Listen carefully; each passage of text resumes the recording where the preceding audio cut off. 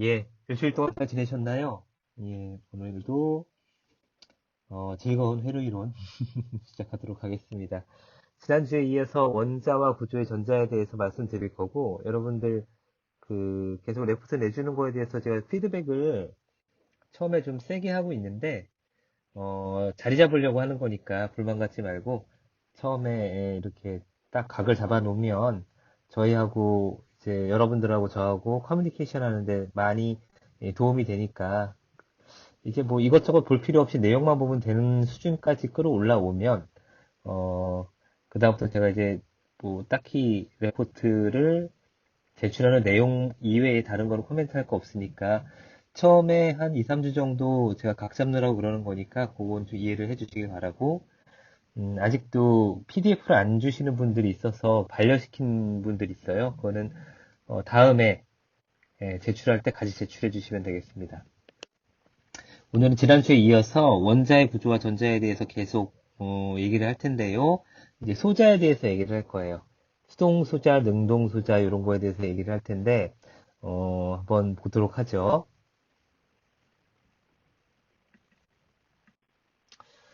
자, 이제 회로 소자에 대해서 배울 거예요. 회로 소자는 우리가 앞으로 이제 이거 2학기 동안 끝날 때까지 사용하는 선형 소자들에 대해서만 얘기를 할 거예요.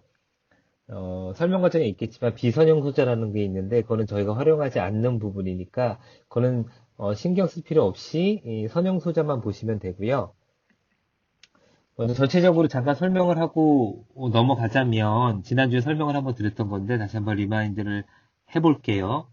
V는 I, R이라는 거에 대해서만 1년 동안 제가 뼈 빠지게 사골이 될 때까지 우려먹을 거라고 말씀드렸는데 이걸 확장할 거예요. V는 I, Z라는 걸로 이제 임피던스 개념을 도입해가지고 R이 Z로 변하는데 이 Z에는 R과 L과 C라는 게 있고 이 전화번이나 전류원 소스죠. 소스는 얘하고 얘는 이제 그쵸. 수동소자하고 능동소자로 나눠지게 되는데 수동소자는 수동적이에요. 그냥 외부에서 에너지가 주어지지 않으면 아무 일도 하지 못하는 소자를 수동소자라고 하고, 능동소자는 에너지를 발생시키는 거죠. 에너지를 발생시키는 거는 전압원이 있고 전류원이 있을 거예요. 그래서 V는 IZ라고 표현된 이 카테고리 안에서 보게 되면 V하고 I는 능동소자에 해당이 돼요. 능동소자. 그리고 우리가 앞으로 다루게 될 임피던스 Z의 엘리먼트에 해당하는 R과 L과 C는 수동소자에 해당이 됩니다. 자, 이렇게 전체적인 그림을 놓고 하나씩 설명을 드릴게요. 첫 번째 능동소자에 대해서 먼저 나왔어요. 능동소자라고 말씀드렸죠? 능동소자는 전기 에너지를 공급하는 전원이에요. 전원이에요. 전원에는 두 가지가 있죠. 전압원하고 직류로 볼게요. 전류원 두 개가 있어요. 표시는 통상 이렇게 하기도 하고 교리일 때는 이렇게 하기도 하고 직류일 때는 이렇게 표시하기도 하죠. 이런 기호들 이제 많이 보셔야 되니까 좀 많이 보신 분들도 있을 거고 익숙하신 분들도 있을 것 같은데 익혀둡시다. 전류원은 화살표로 되어 있어요. 이렇게 표시를 해서 전류가 이쪽 방향으로 지나간다라는 걸 가리키죠. 전압원하고 전류원은 독립돼 있지 않아요. 조금 개념적으로 이제 생각해서 교육받은 적이 없으신 분들은 어려울 수도 있는데 전압하고 전류는 이 식에서 보게 되면 V는 R이라 그랬잖아요. Z는 일단 뺍시다. 그러면은 전압하고 전류의 관계는 이 R이라는 놈은 물질이 갖고 있는 고유한 특성이기 때문에 변하지 않아요. 일정한 값을 갖고 있단 말이죠. 그러면은 이 값에 의해서 전압이나 전류는 서로 그러니까 전압이 높아지게 되면 전류가 높아지게 되는 비례관계 있죠. 비례관계 있죠. 이게 무슨 얘기냐면 뒤에 가서 제가 자세히 설명을 한번 드릴 건데 배터리가 있다고 칩시다. 이렇게 있죠. 플러스 있고 마이너스가 있게 되면 얘가 전압원이 되기도 하고 전류원이 되기도 해요. 그쵸? 여기다 선을 연결해가지고 만약에 저항을 연결했다고 하면 여기서는 예를 들어서 1.5V 건전지라고 하게 되면 이 사이에 1.5V라는 전압이 걸릴 것이고 전압이 걸렸으니 이쪽으로 전류가 흐를 거 아니에요. 전류 I가 흐를 거예요. 그죠? 그러면은 이 소스는 전압원이기도 하고 전류원이기도 해요. 근데 이 R 값에 의해서 전압으로 뭔가를 표시를 해놓으면 전류는 자동적으로 결정이 돼요. 무슨 얘기냐면 R이 만약에 1ohm이다. 근데 전압원이 1.5V라고 하게 되면 전류원은 그냥 1.5A가 되는 거죠. 그죠? 그래서 이거에 의해서 임피던스에 의해서 R에 의해서 전압이나 전류나 한 가지가 정해지게 되면 나머지 한 가지가 정해지는 상호 보완 관계에 있기 때문에 전압원 전류원을 둘 다 표시를 할 이유가 없어요. 여기 1.5V라고 얘기를 했지만 저항 R 값에 의해서 이미 정해진 값에 I가 흐른단 말이에요. 그래서 이렇게 표시를 해주거나 아까 말씀드린 대로 전류원으로 표시를 해줘 가지고 저항 R을 연결을 해서 여기 1.5A라고 표시를 하나 똑같은 개념이다. 같지는 않아요. 같지는 않은데 전압원하고 전류원이 서로 다른 게 아니라 하나가 있는데 어떤 에너지를 공급해주는 어떤 하나의 엘리먼트가 있는데 그게 전압을 발생시키거나 전류를 발생시키거나 똑같은 개념이라는 거죠. 전류원이 되면서 전압원이 되는 거예요. 전압원하고 전류원은 서로 달리 분리되어 있는 게 아니에요. R과 L과 C처럼 서로 분리되어 있는 게 아니라 전압원, 에너지를 발생시키는 거는 전압원이면서 전류원이기도 해요. 예, 이거 조금 어렵죠, 말이. 뒤에 가서 제가, 한참 뒤에 가서 설명을 한번 드릴 부분이 있으니까, 그때 가서 한번 다시 설명을 드릴게요. 여기까지만 일단 알아두도록 합시다. 그래서, 왜 그러냐면, 뒤에 전압원에 대한 설명이 있고, 전류원에 대한 설명이 있어요. 그래서, 이거는 전압원이구나. 이거는 전류원이구나. 이거 서로 두 개가 다른 거네? 이렇게 생각하실까봐 미리 말씀드리고 시작하는 거예요. 자, 전압원. 소스인데 전압원의 관점에서 볼게요. 이제 이렇게 표시를 한 거죠. 예를 들어서 그죠? 예, 플러스 마이너스 플러스 네네 그렇게 표시한 전압원에 대해서 한번 볼게요. 이상 전압원 혹은 정 전압원이라고도 얘기를 하는데 이상 전압원이라는 거는 아이디어라다는 뜻이에요. 이상적인 전압원. 왜냐면 이상적인 전압원이라는 건 없어요. 이 세상에 그런 건 없어요. 전류원도 그렇고 전압원도 그렇고. 근데 우리는 회로 이론을 다루고 있잖아요. 이론을 다루고 있으니까 이상적인 상태에 뭔가가 있다고 생각을 하는 거예요. 이상 전압원이라는 거는 이상적인 아이디어한 상태의 전압원을 얘기를 하게 되는데 내부 저항이라는 거에서 이상 전압이라는 거는 존재하지가 않아요. 이건 뒤에 또 내부 저항을 다루는 코스가 또 있기 때문에 그때 설명을 드릴게요. 이상 전압원 또는 정 전압원이라고 얘기를 해요. 콘스탄트 볼티지 소스라고 얘기를 하죠. 부하 상태에 관계없이 일정한 전압을 발생시키는 전원이에요. 얘는 R 값이 1이 됐던 2가 됐던 3이 됐던 부하의 상태에 관계없이 전압이 그냥 걸려 있어요. 실제로 그렇지는 않아요. 실제로 그렇지는 않다는 거 뒤에 증명을 할 건데 우리가 1.5V 배터리라 그러면은 이 양단에는 항상 1.5V가 나가고 있잖아요. 이거를 CV라고 해요. 컨스탄트 볼테이지라고 얘기를 해서 CV 모드라고 얘기하기도 해요. 콘스탄트 전류를 발생하는 거를 CC 모드라고 얘기를 하게 되는데 이거는 뒤에 가서 설명을 더 드릴게요. 정전압원 내부 저항이 0이 된다라고 했어요. 실제로 내부 저항이 0이 아니에요. 정전압원은 내부 저항이 0이 되며 정전압원을 단락하게 된다는 거는 밑에 있는 회로에서 저항이 없다는 뜻이에요. 저항이 없고 저항이 없는 도선으로 이렇게 연결이 됐다는 뜻이죠. 단락전류는 이때 흐르는 전류는 무한대가 흘러요. 왜? V는 IR에서 얘가 0이기 때문에 이 무한대로 올라가게 되죠. 단락전류는 무한대가 되고 하지만 실제 전압원은 내부 저항이 존재하게 돼요. 제가 R이라고 표시할 때도 있고 경우에 따라서 R'이라고 표시가 될 때가 있는데 내부 저항이라는 게 존재하기 때문에 밑에 있는 그림 1.1의 A와 같이 정전압을 2의 내부 저항 R의 직렬로 연결된 회로로 표시를 한다. 이제 그 회로에 대해서 잠깐 볼 거예요. 자, 전압원을 먼저 한번 볼게요. 전압원 전류 표시하는 방법에 대해서 나와 있죠.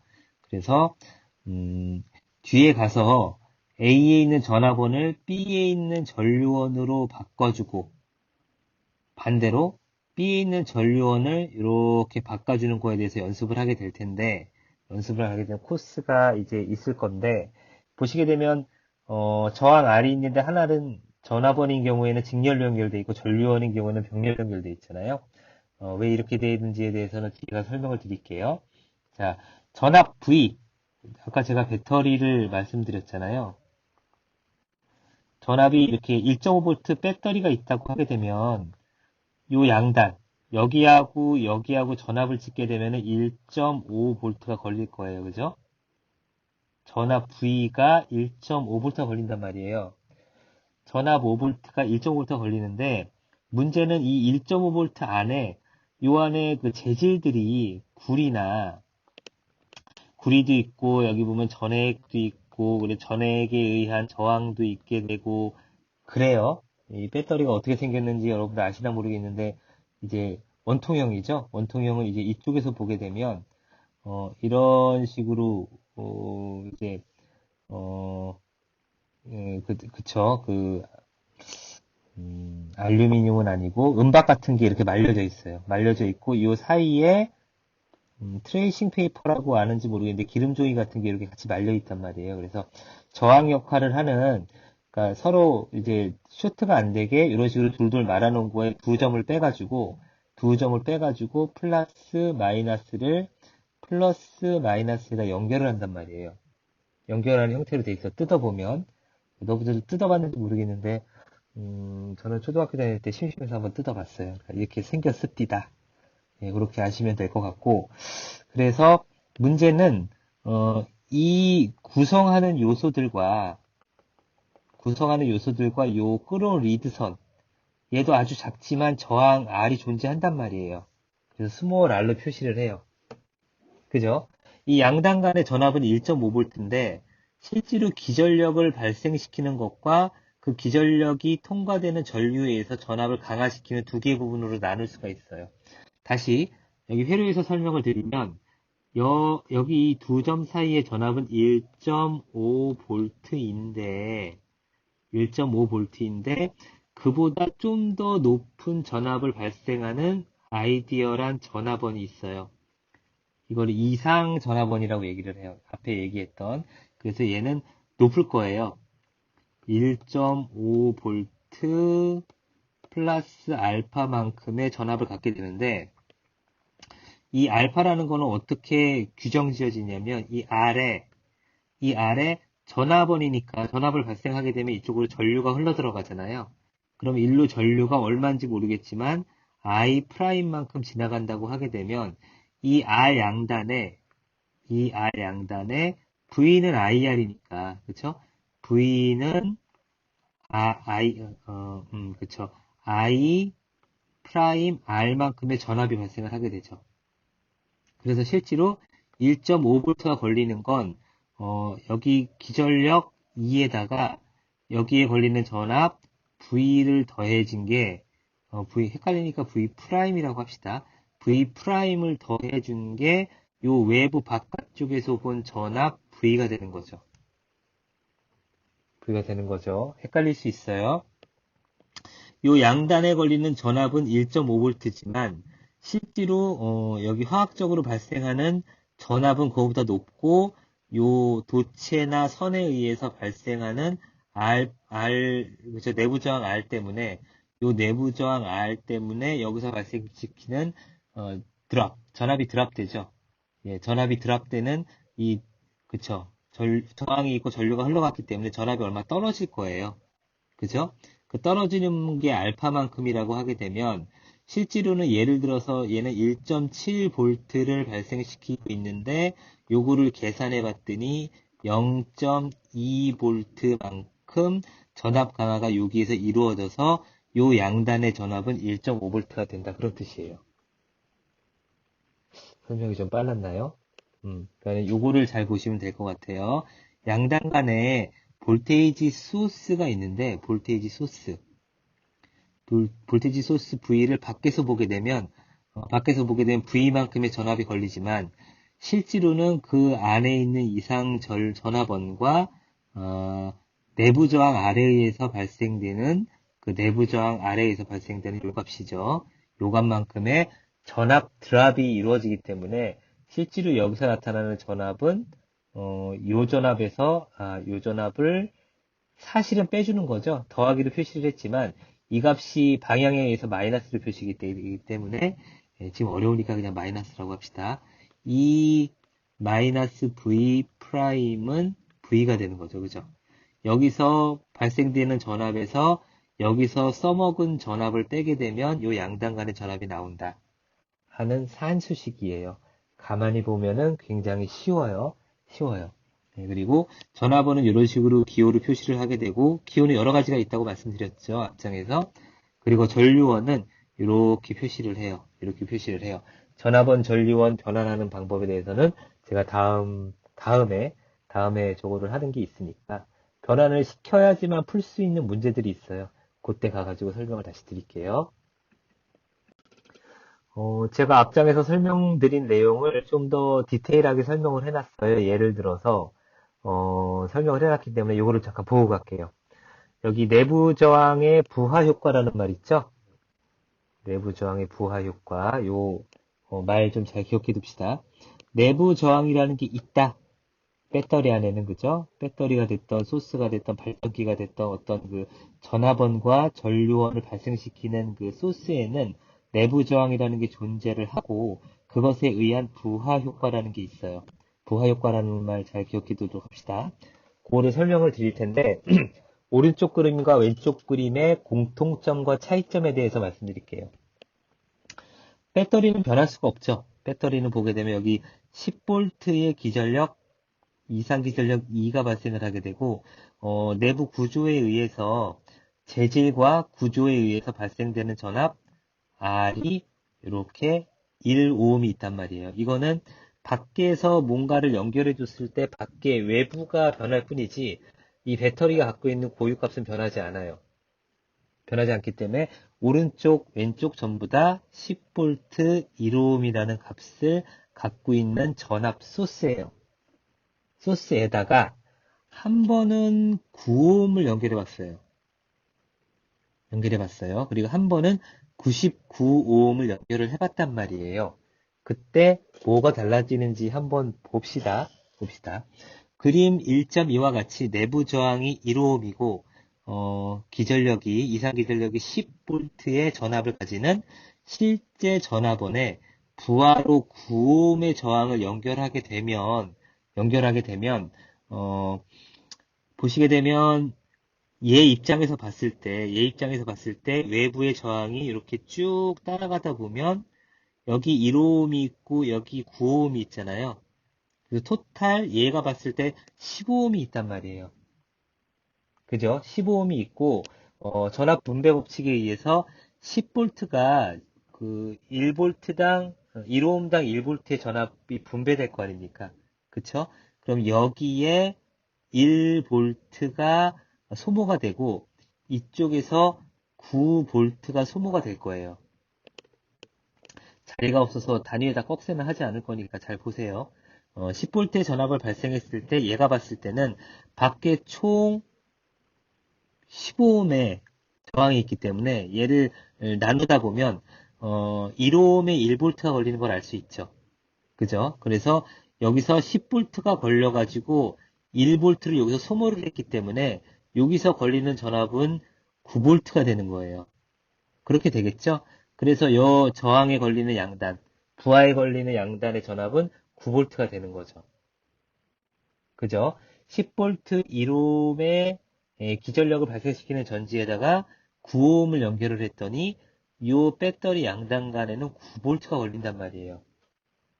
이해하셨죠? 자, 옆에 그림으로 가볼게요. 똑같은 전지예요. 10V에 1옴이 들어있는 배터리에다가 밖에다 99옴을 연결했단 말이에요.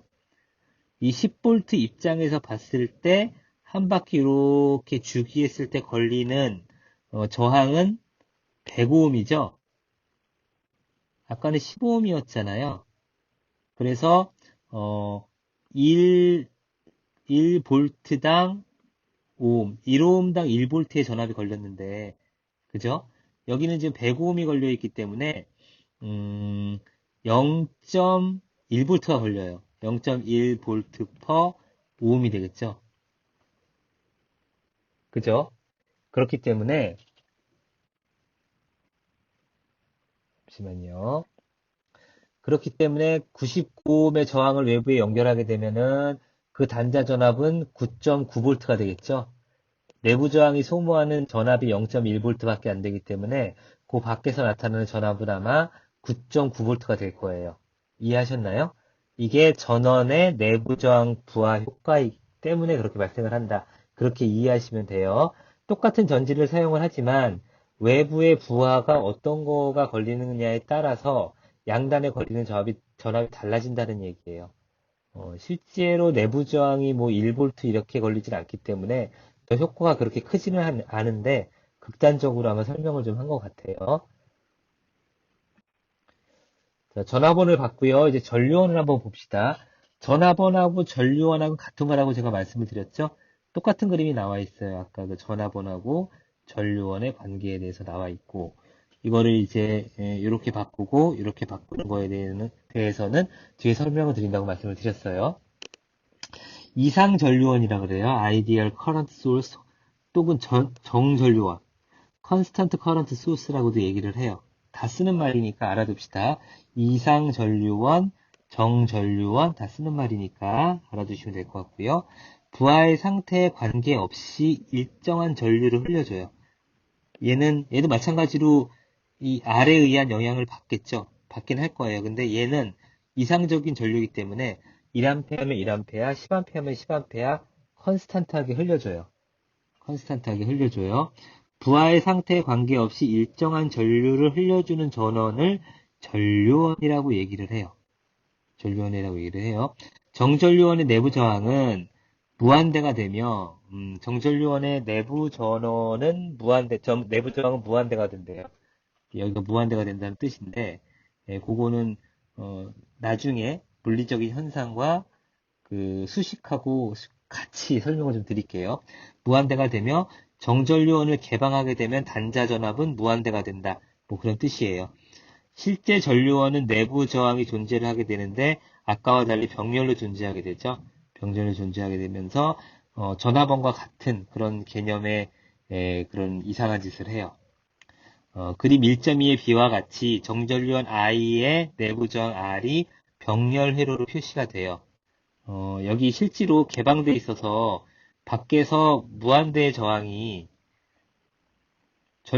개방돼 있으니까 전류가 흐르지 않잖아요. 그 얘기 무슨 얘기냐면 여기 저항이 있는데 이 저항값이 무한대란 뜻이에요.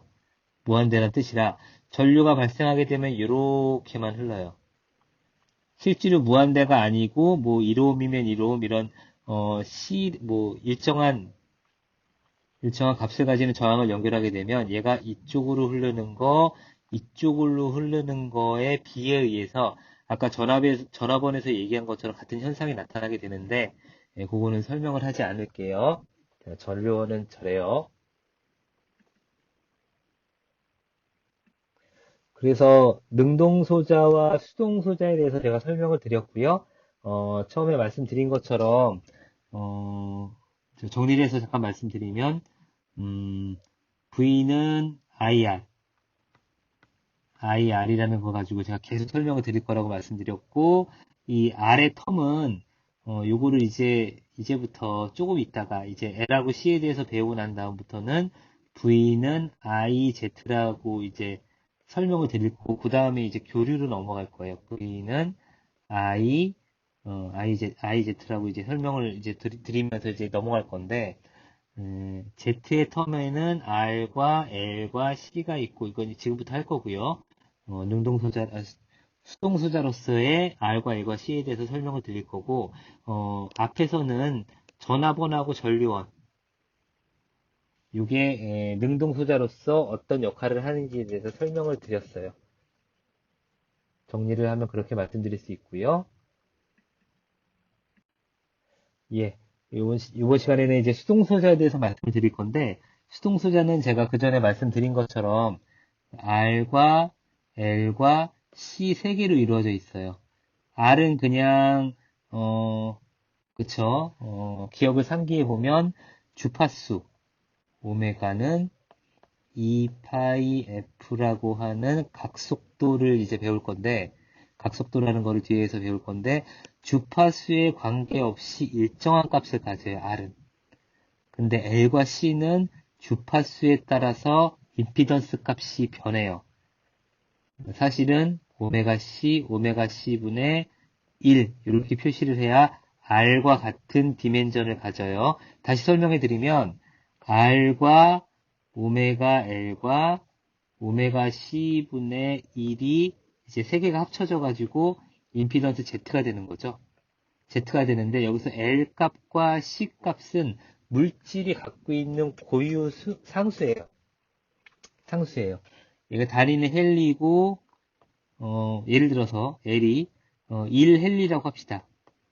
1헬리라고 하는데 이거는 그냥 물질이 갖고 있는 고유한 값이고요. 얘가 임피던스 R의 디멘전 5옴이죠. R의 디멘전인 5옴으로 끌고 가기 위해서는 여기다가 곱하기 여기 오메가 L이라고 그랬잖아요. 오메가가 2파이 F라고 아까 여기서 말씀드렸고 요거를 끌어와가지고 집어넣게 되면 2파이는 상수니까 관계없는데 주파수가 1이냐 100이냐에 따라서 요 곱해지는 값이 달라지기 때문에 임피던스 Z로서의 값이 바뀌는 거예요. 그런 것들에 대한 설명을 드릴 거예요. 지금부터는 약간 집중해서 보셔야 돼요. 동영상 하나 보고 갈게요. 예, 그 L에 대한 거를 시작하기 전에 관련된 동영상을 하나 보고 갈게요. 잠깐 보세요. 이게, 뒤쪽에 배우는 거랑 또 관련이 좀 있어서 제가 동영상 하나 끌어와 봤어요.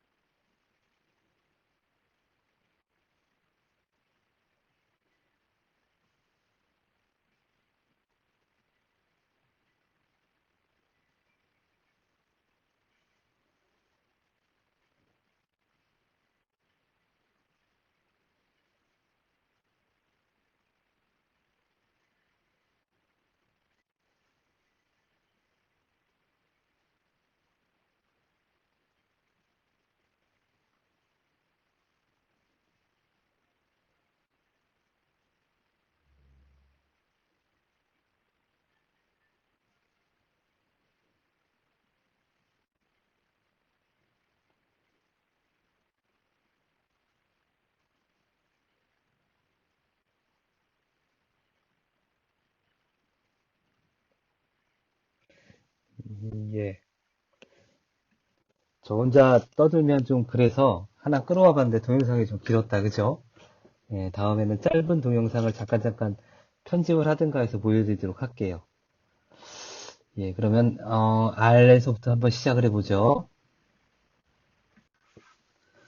자, 회로 소자로서의 수동 소자는, 패시브 엘리먼트라고 해서, 외부로부터 전원을 공급받지 못하면,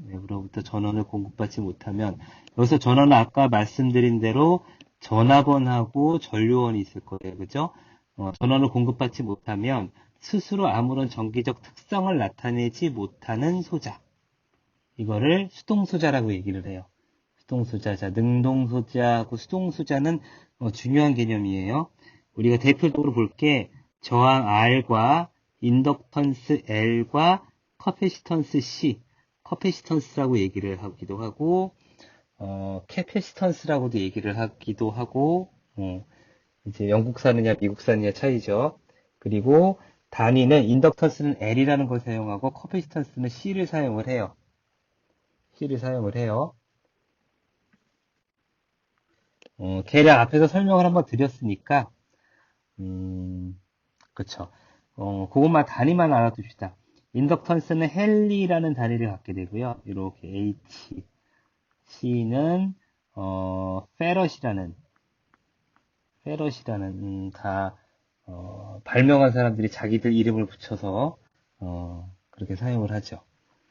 사용을 해요. 그래서 여러분 레프트 보시면은 단위 안 쓰신 분이 많아가지고 제가 코멘트를 달아드렸는데 단위를 안 쓰게 되면 제 시험을 보게 되면 여러분들이 이해를 했는지 못했는지를 파악하는 게 최중점이기 때문에 풀이 과정 다 맞고 답까지 딱 쓰시면은 20 딱 쓰면은 제가 일단 틀린 거로는 안 해요. 틀린 거로는 안 해요. 심지어는 답이 20인데 15라고 써도 틀린 거로는 안 해요.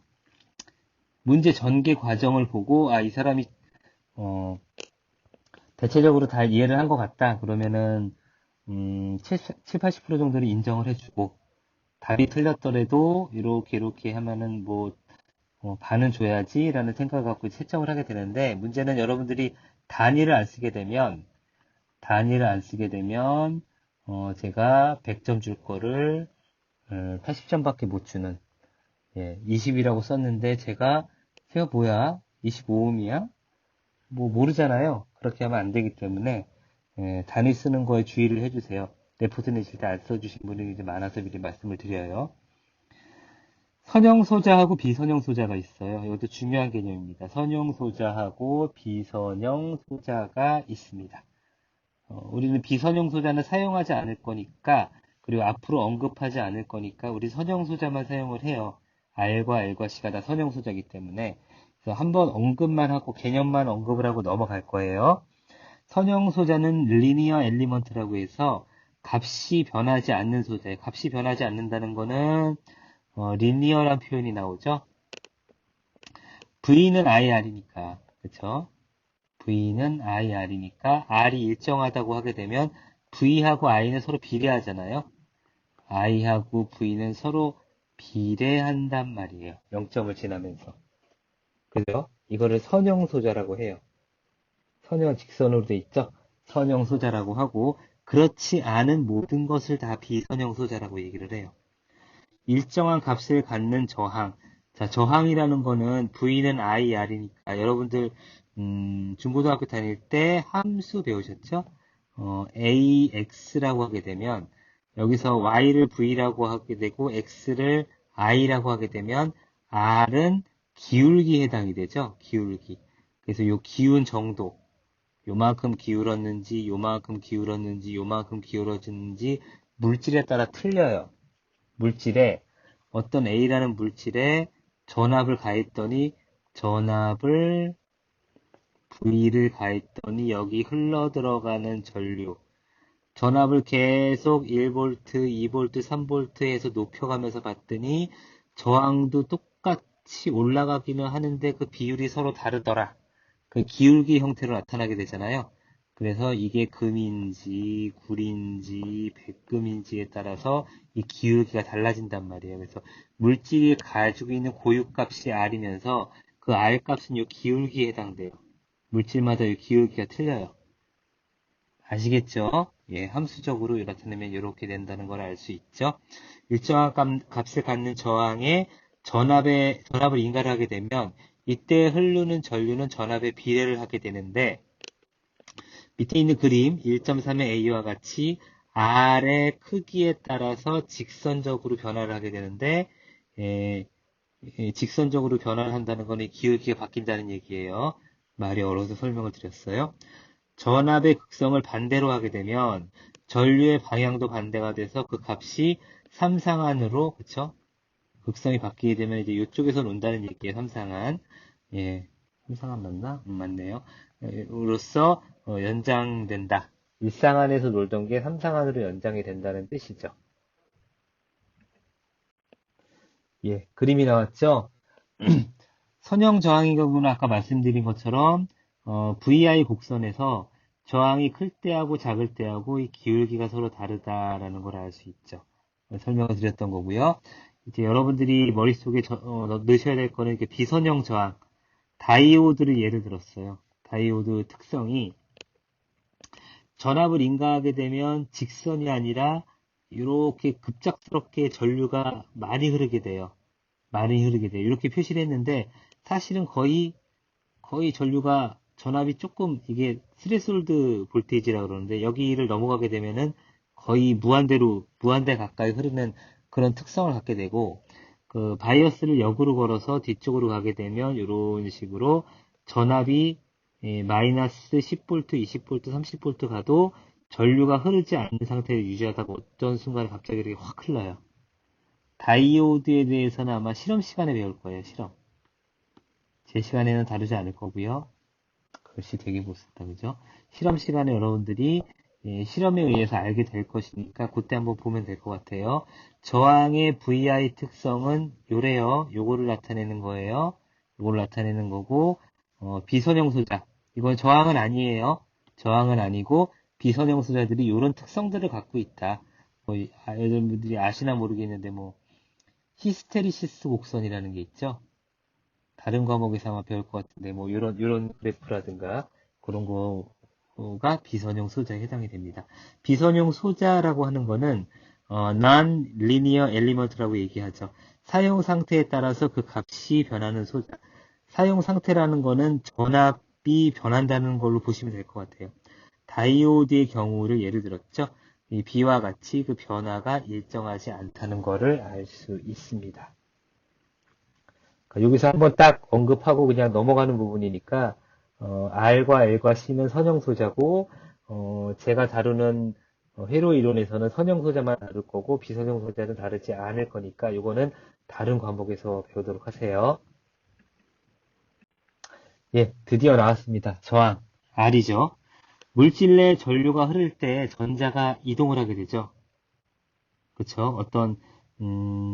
보통 커퍼를 예를 들죠. 구리선에 전류가 흐르게 되면 전자가 그 구리선을 통해 가지고 이동을 하게 되는데 원자와 충돌을 해요. 그래서 어느 정도 에너지를 잃게 된다. 무슨 말이냐? 아까 그 비디오에서 본 것처럼 구리가 이렇게 확대해서 보면은 구리선이 이렇게 길게 있는데 이 안에 구리 원자들이 있을 거 아니에요. 구리 원자들이 배치된단 말이에요. 구리는 저항이 작기 때문에 상당히 빈도가 레어하게 분포가 돼 있어요. 전자가 이렇게 흘러가다가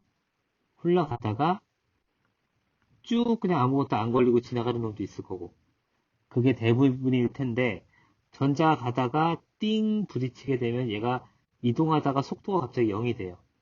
0이 됐다가 여기서부터 다시 가속을 시작해서 다시 지나가게 되는 거죠. 유독 많이 부딪히는 놈도 있겠죠. 그죠? 그렇게 확률적으로 총합을 이루는 게 저항이에요. 그래서 물질 내 전류가 흐를 때 전자가 이동을 하게 되는데 원자와 충돌을 해서 구리를 예를 들어서 구리 원자가 되겠죠. 원자가 충돌을 해서 전자는 어느 정도 에너지를 잃게 돼요. 이거 전자가 이동하는 게 에너지에 의해서 이동을 한 거잖아요. 그게 에너지가 특定어떤 물질에 의해서 섰다는 얘기는 에너지를 그만큼 방출했다는 얘기예요. 에너지를 잃게 되는 거죠. 이 충돌로 열이 발생하게 돼요. 구리도 그쵸. 얘가 감당할 수 있는 이상의 전류를 흘리게 되면은 뜨뜻해지죠. 그거를 활용한 게 여러분들 그 겨울에 따뜻하게 바닥에 깔고 자는 온열장판 뭐 이런 게 되겠네요. 그죠? 열을 발생하게 되고 이 전류의 흐름을 방해하려는 특성이 저항이에요. 전류의 흐름을 방해하는 특성을 가진 게 저항이에요. 그죠? 저항의 실제 형태는 여러 가지 모양으로 제작이 돼요. 무슨 저항, 뭐 시멘트 저항, 무슨 저항 막 이런 게 있단 말이에요. 그건 아마 그것도 실험 시간에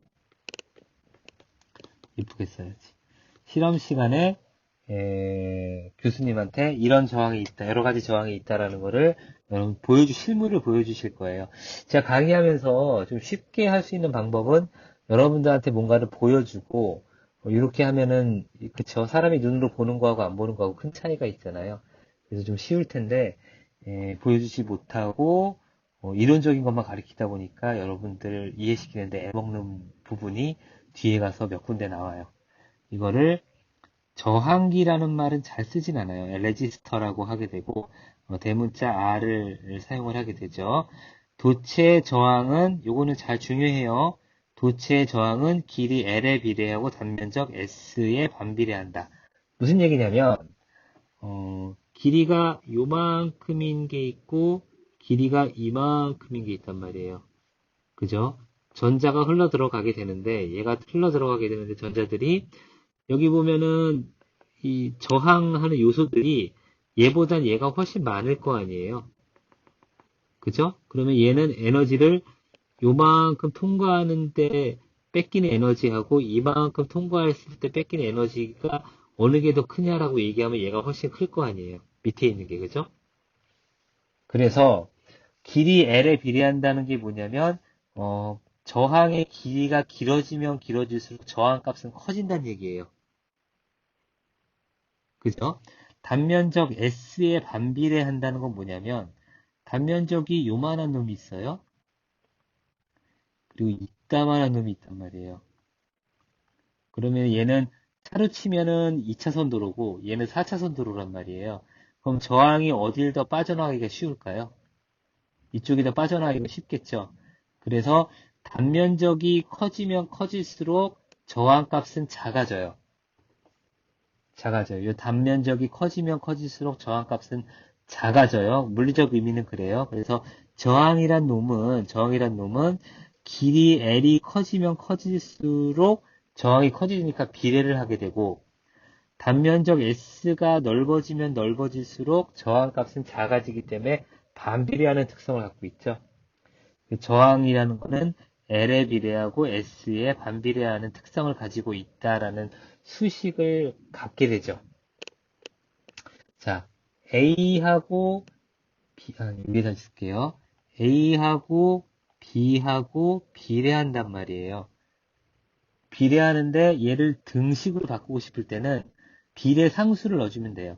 A하고 B하고 비례를 하는데 얼마만큼 비례를 하는가를 나타내주는 상수를 넣어주게 되면은 이 비례를 나타내는 식이 등식으로 바뀔 수 있어요. 요거는 배우셨죠?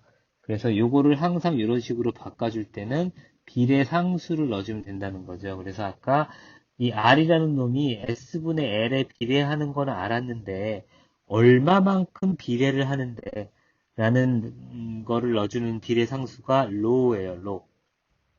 로. 중요해요. 저항이 얘랑 비례하는데 얼마만큼 비례를 하는지 나타내주는 계수가 로예요. 아까 말씀드린 것처럼 저항은 이 물질에 따라서 달라지기 때문에 이 로도 물질에 따른 고유한 상수예요. 이거를 비례상수라고 얘기를 하게 되는데 저항에서의 비례상수라고 얘기하게 되는데 도체를 구성하는 물질의 고유 저항이에요. 레지스티비티라고 하게 되는데 고유 저항이란 말이죠. 그래서 단위는 오hm 메타라고 얘기를 하게 돼요. 자, 비례상수이며 고유 저항이며 단위는 오hm 메타예요.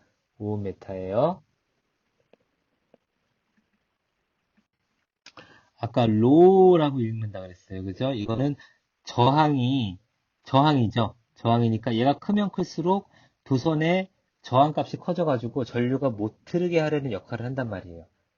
근데 그 역수, 못 흐르게 하려는 거에 역수니까 잘 흐르게 하려는 거죠.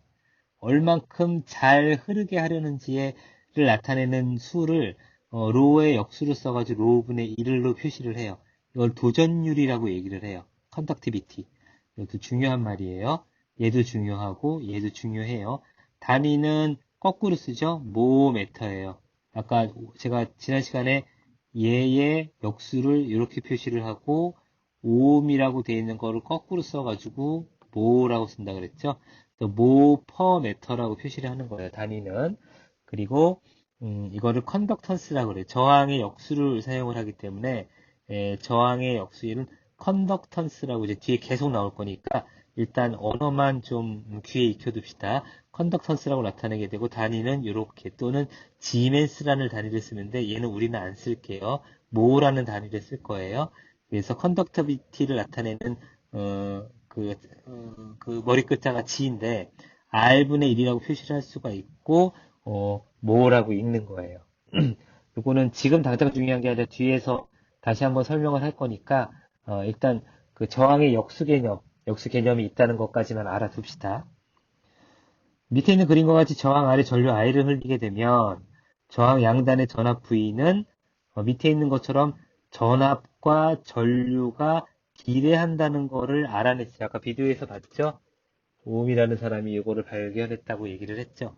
근데 얼마큼 비례하는데라는 계수를 나타내는 게 저항 R이에요. 그래서 여기 왜 소문자가 나왔어? 라고는 물어보지 마세요. 요거는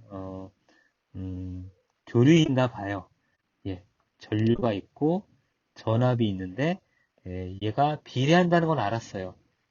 얼마나 비례하는데 라는 게 나타내는 이 기울기가 저항이라는 거죠. 이해하셨죠? 이 R이 그런 의미예요. 그래서 R은 비례상수가 된다는 것을 알 수 있죠. R은 기호로서 이렇게 표시를 해요.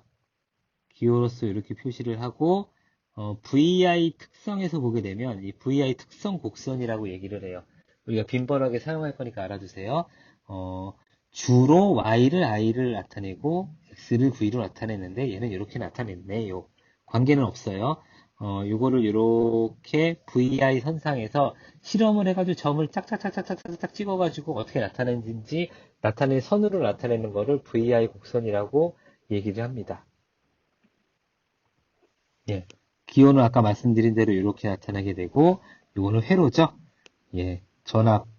전압원을 이렇게 인가를 하게 되면 저항에 따라서 전류가 이렇게 흐르게 되죠.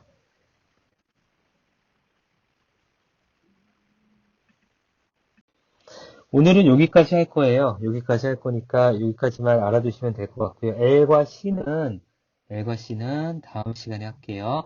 다음 시간에 할 거고, 여러분 과제를 내드릴 건데, 과제는, 레포트를 내주시는데, 오늘 R에 대해서 주로 했잖아요. R에 대해서 주로 했어요. 그리고 그 전에 뭐 했냐면은, 능동소자에 대해서 했죠. 능동소자가 전압원이 있고 전류원이 있어요. 전류원이 있죠. 이거 세 가지를 배웠어요. 우리 전압원을 배웠고 전류원을 배웠고 저항 R에 대해서 배웠어요. 이거를 여러분들이 이해하는 방식대로 제가 여러분들한테 드린 자료를 제외한 나머지 부분에 대한 그 내용을 레포트를 제출을 해주세요. 1번 V, 2번 I, 3번 R 이렇게 해서 정리를 해주시는데 표지를 제외한 2페이지 정도라고 말씀을 드렸고 여러분들 글자체는 12 정도로 맞춰주시고 요 글자들하고 글자들 사이는 아래 한글 기준으로 150 정도로 맞춰주세요. 너무 이제 글씨를 크게 한다든가 아니면은 이거를 팍 늘려가지고 페이지 수를 채우려고 하지 마세요. 안 이뻐요. 여러분들이 써놓고 한번 보세요. 그리고 반드시 PDF 파일로 변환을 해주시고 PDF로 옮기기 전에 깨진 데 없나 한번 확인해 주시고 수식과 그림은 다 툴을 사용해 주세요. 툴을 사용해 주시고 만약에 이 규칙을 안 지키셔서 제출하시는 분들은 제 강의를 잘 안 들었다고 제가 판단을 할 거니까 조심해서 그렇게 해주시면 될 것 같아요. 그리고 제발 부탁인데 다른 사람 썼던 거 그대로 이렇게 베껴서 쓰는 거는 지금부터는 표가 나겠죠? 다른 사람이 쓴 글을 그대로 쓸 수는 없잖아요. 표가 나기 때문에 지금부터는 제가 필터링을 할 거니까 그런 짓 하지 마시고 지금 이해 못하면 가면 갈수록 이해가 안 돼요. 이해가 안 돼요. 그래서 낙오자가 될 수 있으니 지금 제가 조금씩 할 때 좀 따라올 수 있도록 그렇게 준비 부탁드리겠습니다. 레포트는 그렇게 2페이지 정도 표지 제외하고 제출해 주시면 되겠습니다. 감사합니다. 다음 주에 뵐게요.